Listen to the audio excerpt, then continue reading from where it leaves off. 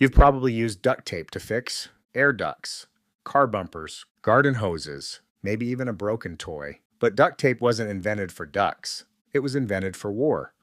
During World War II, American soldiers were facing a dangerous problem. Ammunition boxes were sealed with wax and paper tabs. In the chaos of battle, those boxes were hard to open quickly. And when you're under fire, seconds matter. A factory worker named Vesta Stoudt noticed the problem. She worked at a plant that packed ammunition. She saw how difficult those boxes were to open. So she did something bold. She wrote a letter directly to President Franklin D. Roosevelt. In the letter, she suggested creating a strong, waterproof cloth tape that could seal the boxes tightly, but still be ripped open easily by hand. The idea made its way up the chain of command, and the military approved it. Soon, a new tape was being produced for soldiers overseas.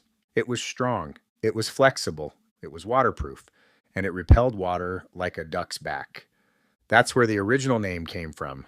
Not duct tape, duct tape. Soldiers used it for sealing ammo cases, but they quickly discovered it could fix almost anything. Ripped gear, broken equipment, loose parts on vehicles. When the war ended, soldiers brought it home. Manufacturers rebranded it in the 1950s, colored it silver, and began marketing it for sealing air ducts. That's when the name slowly shifted from duck to duct. But here's the irony. Duct tape is actually terrible for sealing HVAC ducts. Over time, it dries out and fails. In fact, many modern building codes don't allow standard duct tape for ductwork at all. So the product named duct tape was never designed for ducts in the first place.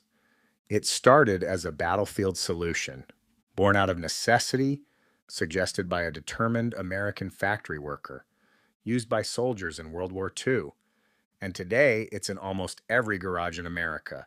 So the next time you tear off a strip, just remember, you're holding a piece of World War II history in your hands.